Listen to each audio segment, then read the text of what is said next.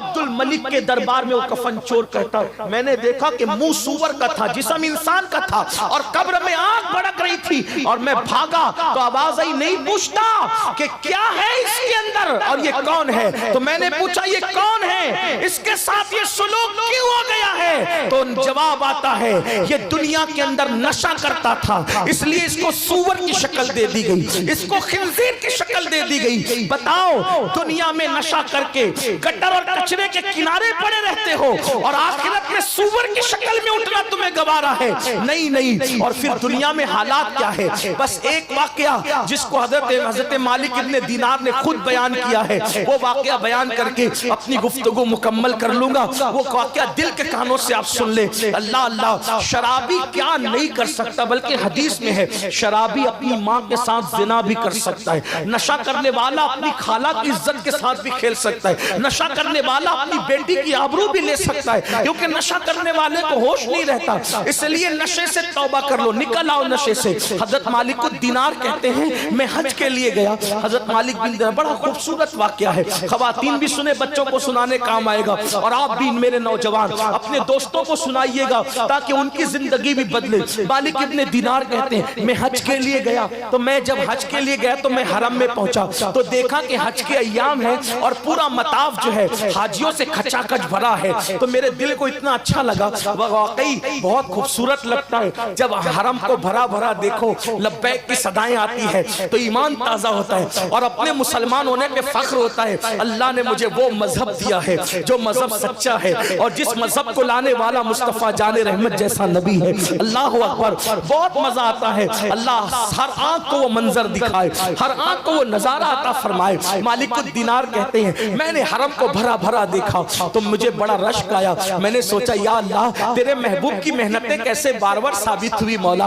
अभी चंद ही दिन गुजरे हैं तेरे हबीब के विसाल को, अभी चंद ही साल गुजरे हैं तेरे महबूब के विसाल को, और इतनी मेहनत कामयाब हुई कि लाखों लाख लोग हज के लिए आए हैं। जब हज के लिए इतने लोग आए हैं, तकरीबन 5 लाख लोग हज के लिए उस साल आए थे, तो कहा हज के लिए इतनी बड़ी तादाद में आए हैं तो मुसलमान कितनी तादाद में होंगे इस वक्त। तो उतने में मुझे याद आया, 5 लाख हाजी हैं, इनमें कौन है जिसका हज अल्लाह ने कबूल किया और कौन है जिसका हज अल्लाह ने रद्द कर दिया। अब सुनना, मालिकुद दीनार कहते हैं, मैंने काबे का गिलाफ पकड़ा और काबे का गिलाफ पकड़कर मैंने दुआ की, ए अल्लाह, मुझे बता तो सही कि तूने 5 लाख में किसका हज कबूल किया और किसका रद्द कर दिया। और दुआ करके मैं इत्मीनान चला गया, अपने खेमे में लेट गया। आंख लगी तो मुझे गैब से निदा आई, ऐ मालिक, मैंने मोहम्मद इब्ने हारून का हज रद्द कर दिया। एक बंदा है जिसका हज मैंने रद्द कर दिया, और वो बल्ख का रहने वाला है, और तू जा, ऐ मालिक, तू जा और जाकर उससे मुलाकात कर और उसके मुंह पे जाके बोल कि अल्लाह ने तेरा हज रद्द कर दिया। मालिक बिन दीनार कहते हैं, उठने के बाद मैं जहां बल्ख के हाजी थे उनके खेमे की तरफ गया। मैंने पूछा, ऐ बल्ख वालों, क्या तुम मोहम्मद बिन हारून को जानते हो? उन्होंने कहा, ऐ मालिक, तुम किसका नाम ले रहे हो? तुम किसका नाम ले रहे हो? ये मोहम्मद बिन हारून की मामूली हस्ती नहीं, हम उसको जानते हैं। वो इतना मुत्तकी है कि हर दिन रोजा रखता है, हर रात इबादत में गुजारता है, और मुट्ठी भर चने से इफ्तार करता है, मुट्ठी भर चने से इफ्तार करता है, और 40 साल से हर साल वो हज के लिए पैदल आता है। किस हस्ती का नाम ले रहे हो? वो खेमे में नहीं रुकता, उसका तकवा ये है खुले आसमान के नीचे रुकता है, सर्दी हो या गर्मी, वो अरफात और मिना में हमेशा खुले आसमान के नीचे रुकता है, इतना मुत्तकी है। अब सुनना, हजरत मालिक बिन दीनार ने सोचा, या अल्लाह, ये माजरा क्या है? आपकी तरफ से कहा जाता है, आपकी तरफ से हुक्म होता है कि मेरे मौला के उसका हज रद्द कर दिया, और ये लोग कहते हैं कि इतना मुत्तकी है।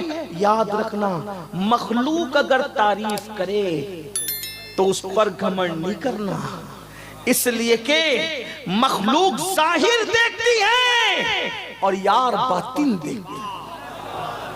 इन्ना इन्नल्लाहा ला यंजुरु इला सुवारिकुम व इला अम्वालिकुम वलाकिन यंजुरु इला कुलूबिकुम। अल्लाह न तुम्हारे चेहरे देखता है न तुम्हारे माल देखता है, अल्लाह तो तुम्हारे दिलों को देखता है। तो याद रखना, लोगों की तारीफ पे घमंड नहीं करना, लोगों की तारीफ पे नहीं इतराना।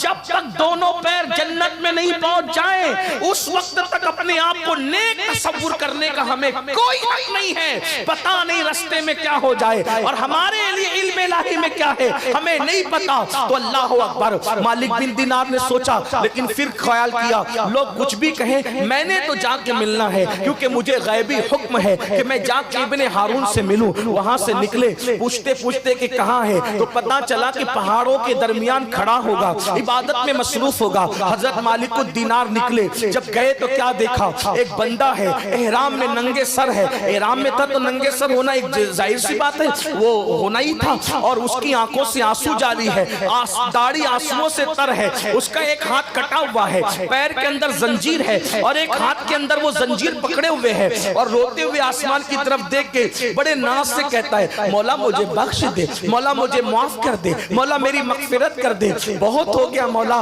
बहुत दिन बीत गए मौला, मैं तुझे मनाता हूँ लेकिन तेरी तरफ से रजा का ऐलान नहीं होता। रो रहा है, रो रहा है, रो रहा है। जैसे मालिक दिनार की आपके कदमों की आहट उसके कानों में पहुंची, जल्दी से उसने आंसू पोंछ लिए। मतलब वो चिटिंगबाज नहीं था, रियाकार नहीं था, अपने आंसू छुपा रहा था, उसने आंसू पोंछ लिए। जैसे मालिक बिन दिनार ने उसको देखा तो कहा कौन? मालिक बिन दिनार।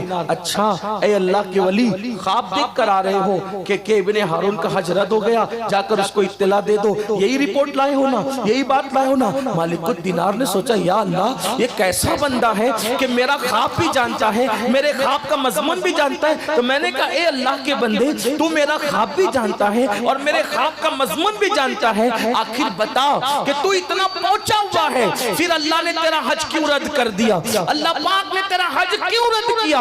हज रद्द होने की वजह क्या है? अल्लाह अकबर। आप तवज्जो फरमाए, मेरी बात पे बहुत अहम गुफ्तगू, अहम मोड़ पर हम आ रहे हैं। आप अपनी मोबाइल को बंद कर छोड़ दें, ऐसे आप मेरी तरफ तवज्जो करें। मोबाइल की जरूरत नहीं मेरे भाई, यहाँ दिल की रोशनी की जरूरत है। महफिल पर मुस्तफा जाने रहमत की निगाह इनायत है, महफिल पर पंजतन पाक की निगाह इनायत है। आप थोड़ी तवज्जो कर ले, बस चंद जुमले के बाद बात मुकम्मल है।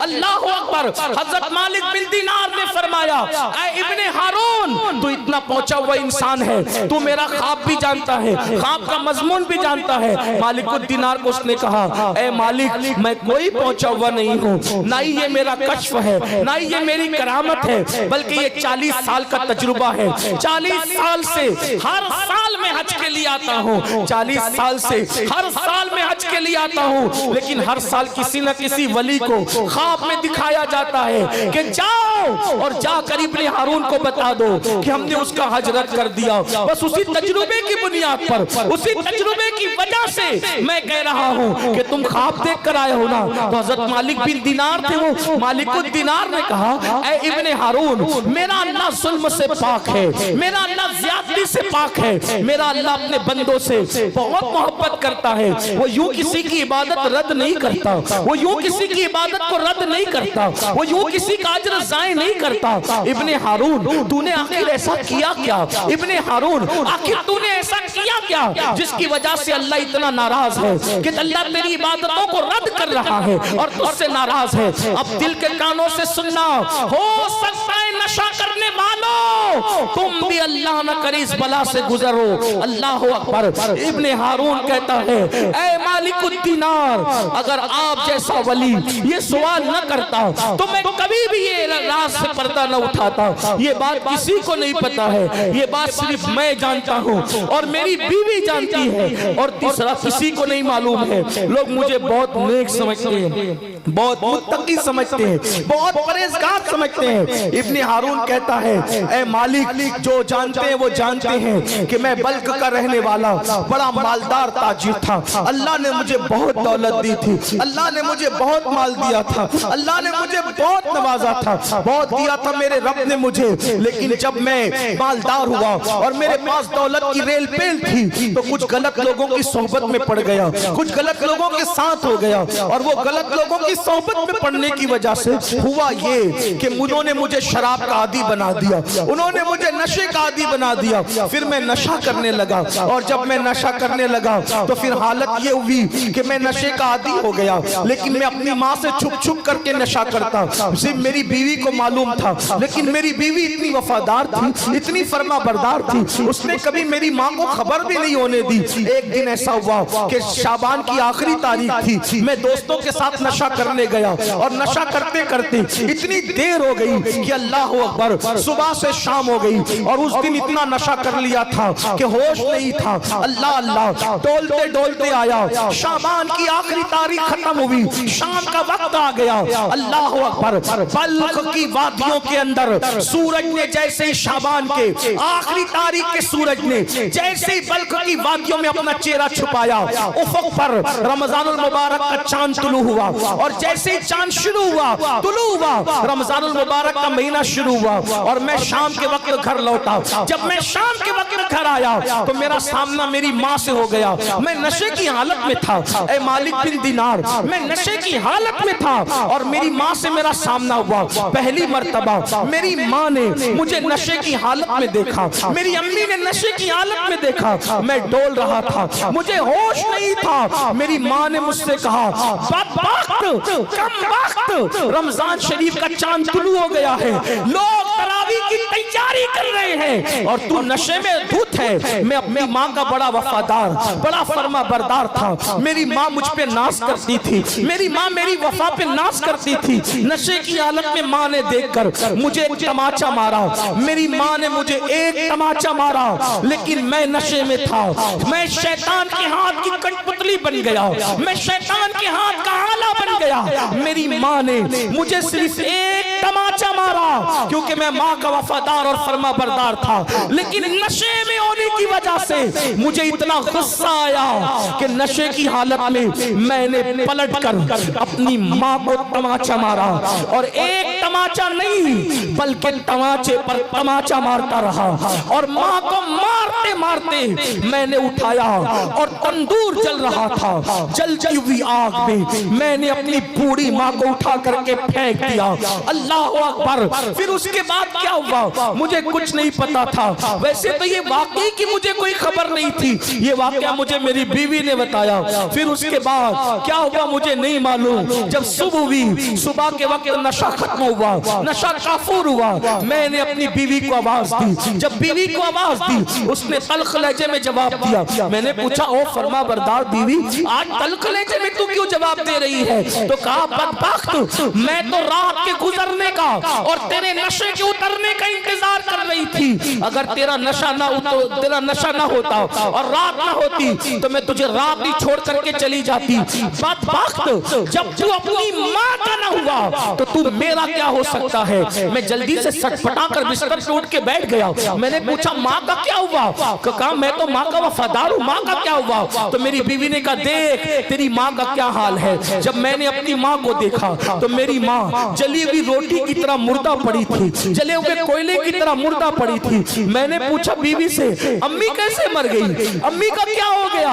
अम्मी को किसने ये हाल में किया? मेरी बीवी ने पूरा वाकया बताया। जालिम, तू नशे में आया था, माँ ने तमाचा मारा और तूने अपनी माँ को मारते मारते तूने तंदूर में फेंक करके जला दिया। अल्लाह अकबर। इतना सुनना था मगर अब पछताने से क्या होता? कहने वाले ने कहा है, पछतावे से का होवत जब जब चिड़िया चुग गई खेत। पछतावे से का होवत जब चिड़िया चुग गई खेत। अब उससे वो गलती हो चुकी थी कि जिसका मदावा नहीं हो सकता था, अल्लाह अकबर, जिसका कफारा नहीं हो सकता था। मैं अपने जवानों से कहता हूँ, बात आगे बढ़ाने से पहले अल्लाह न करे कि तुम में कोई माँ बाप का कातिल बने, अल्लाह न करे कोई तुम में अपने माँ बाप का कातिल बने। अरे नादान, माँ बाप से ऊंची आवाज से बात करने वाला मरते वक्त कलमा नहीं पढ़ पाता, मरते वक्त उसकी जबान में कलमा नहीं आता, जो माँ बाप का कातिल हो। आप कहेंगे हम कैसे कातिल होंगे? मैं कहता हूँ इब्ने हारून ने तो अपनी माँ को तंदूर की आग में जला के मारा, लेकिन तुम अगर नशा करोगे, तुम अगर गलत काम करोगे तो तुम अपने माँ बाप को सदमे की आग में जला जला के मार डालोगे। और याद रखना, तंदूर की आग उतनी सख्त नहीं होती जितनी सदमे की आग सख्त होती है, जितनी टेंशन की आग सख्त होती है। तंदूर की आग में चंद मिनट में मरकर उसकी माँ राहत पा गई, लेकिन सदमे की आग में तुम्हारे माँ बाप हमेशा जल रहे हैं, तुम्हारे माँ बाप हमेशा टेंशन की आग में जल रहे हैं। वो रोज जीते हैं, रोज मरते हैं। अपने माँ बाप के कातिल न बनो। शराब के कड़वे घूंट से तौबा करो, शराब के कड़वे घूंट से तौबा करो, नशे की कड़वी दवाइयों से तौबा करो। अरे नादानो, अल्लाह अकबर, इंसान छोड़ना चाहे तो क्या नहीं छोड़ सकता। आज़म करो, सच्चे दिल से तौबा करो। इब्ने हारून कहता है, ऐ मालिक, जब मैंने अपनी माँ को मुर्दा पड़े हुए देखा तो मैंने वो हाथ काट दिया जिससे माँ को मारा था, और मैंने अपना मकान बेच दिया, अपना महल बेच दिया, गुलामों को आजाद कर दिया, तिजारत छोड़ दी। उस दिन से हर दिन रोजा रखता हूँ, हर रात नमाज पढ़ता हूँ, और एक मुट्ठी भर चने पर इफ्तार करता हूँ, और हर साल हज को आता हूँ, लेकिन मेरी कोई इबादत कबूल नहीं है। इबादत की कबूलियत तो दूर की बात है। उस दिन के बाद से मेरे दिल को सुकून नहीं है, मेरे दिल को चैन नहीं है, मेरे दिल को इत्मीनान नहीं है। अल्लाह अकबर। हज़रत मालिक बिन दिनार ने सुना तो सुनने के बाद कहते हैं, जालिम, तू माँ का कातिल है, कातिल। जा, अल्लाह तुझे कभी माफ न करे, अल्लाह तेरी कभी मग़फ़िरत न करे, अल्लाह तेरी कभी बख्शिश न करे। अल्लाह अकबर। ये कह करके मालिक बिन दिनार कहते हैं, मैं पलट करके निकला, लेकिन जब मैं पलट के निकला तो पीछे पीछे उसकी आवाज आ रही थी, ऐ गमों को खोलने वाले खुदा, ऐ गमों को खोलने वाले खुदा, तू मुझे बख्श दे, तू मुझे माफ कर दे। मालिकुद दिनार कहते हैं, वो खुद बयान करते हैं, मैं वापस पलट आया, बहुत दुख था, बहुत तकलीफ थी। ऐसे ऐसे लोग हैं माँ के कातिल, माँ पे जुल्म करने वाले, नशे की वजह से माँ पे जुल्म करने वाले। मैं लेटा तो मेरी आंख लग गई, मैं सोया, जब मेरी आंख लगी तो मैंने क्या देखा, अल्लाह के रसूल मेरे ख्वाब में तशरीफ लाए, और अल्लाह के रसूल ने फरमाया, ऐ मालिक, तूने इब्ने हारून को क्यों दुखी किया? ऐ मालिक, तूने इब्ने हारून को क्यों दुखी किया? तो मालिकुद दिनार ने कहा, या रसूल अल्लाह, कितना बड़ा पापी है, माँ का कितना बड़ा कातिल है, कितना बड़ा बदबख्त है, उसने माँ को कत्ल किया, पहले तो नशा किया और माँ को कत्ल किया, कितना बड़ा मुजरिम है। तो मेरे आका ने फरमाया, यकीनन वो बड़ा मुजरिम है और उस पर बहुत अजाब होने वाला है, लेकिन ऐ मालिकुद दिनार, मैं तुझे एक बात बताऊं। हजरत मालिक बिन दिनार ने कहा, या रसूलल्लाह जरूर बताएं। कहा, उसके साथ क्या होगा कयामत में तुझे मालूम है? इब्ने हारून के साथ कयामत में क्या होगा तुझे मालूम है? मालिक बिन दिनार ने कहा, या रसूलल्लाह क्या होगा? फरमाया, कयामत में अल्लाह की अदालत में वो और उसकी माँ खड़े होंगे, तो अल्लाह फरमाएगा कि तूने शराब पिया, तूने माँ को कत्ल किया, इसलिए अदल ये है, इंसाफ ये है कि तू जहन्नम में जा। तो इब्ने हारून को जहन्नम में दाखिल किया जाएगा, और उसकी माँ को, चूंकि वो शहीद हो गई थी, बेगुनाह कत्ल हुई थी, उसको जन्नत में डाला जाएगा। 3 दिन गुजरेंगे, 3 दिन गुजरेंगे। कितने? 3 दिन। और एक मालिक बिन दिनार के बारे में इब्नुल जौजी लिखते हैं, 7 दिन गुजरेंगे जन्नत में। उसकी माँ को, इब्ने हारून की माँ को जन्नत में याद आएगी अपने बेटे की। देखो, माँ तो माँ होती, और माँ क्या चीज है, अल्लाह अल्लाह। कातिल शराबी बेटे की याद माँ को कहाँ आ रही है? जन्नत में। आका फरमाते, ऐ मालिक, वो जन्नत में उसको उसकी अम्मी याद करेगी, तो वो फरिश्तों से पूछेगी, ऐ फरिश्तों, इब्ने हारून मेरा बेटा नहीं दिख रहा है, वो कहाँ है? तो फरिश्ते कहेंगे, उसने तुझे कत्ल किया और शराब पे, इसलिए वो जहन्नम में जल रहा है, जहन्नम की आग में वो जल रहा है। जहन्नम का एक दिन 50,000 साल के बराबर है, वो जहन्नम में जल रहा है। तो वो फरिश्तों से कहेगी, फरिश्तों, उसने मुझे कत्ल किया है ना? तो क्या वो जन्नत में नहीं आ सकता? फरिश्ते अल्लाह से कहेंगे मौला ये इब्ने हारून की अम्मी क्या कह रही है? अल्लाह फरमाएगा क्या कह रही है? कहा ये कहती है कि अल्लाह मेरा बेटा जन्नत में नहीं आ सकता। अल्लाह पाक फरमाएगा बिल्कुल आ सकता है। तो वो तेरा मुजरिम है, अगर तू माफ कर दे तो वो जन्नत में आ जाएगा। अगर तू माफ कर दे वो जन्नत में आ जाएगा। अल्लाह अकबर। माँ का कातिल है लेकिन माँ की ममता देखो। वो माँ कहेगी मौला कत्ल मुझे किया था लेकिन प्यार उससे इतना है कि तू गवाह रहना मैं उसको माफ करती हूँ। अल्लाह फरमाएगा तूने माफ किया तो जा हमने भी माफ कर दिया। आप मुझे बताओ मुसलमानों, जब माँ की ममता का ये आलम है तो रसूल आजम का उम्मत से प्यार का आलम क्या होगा?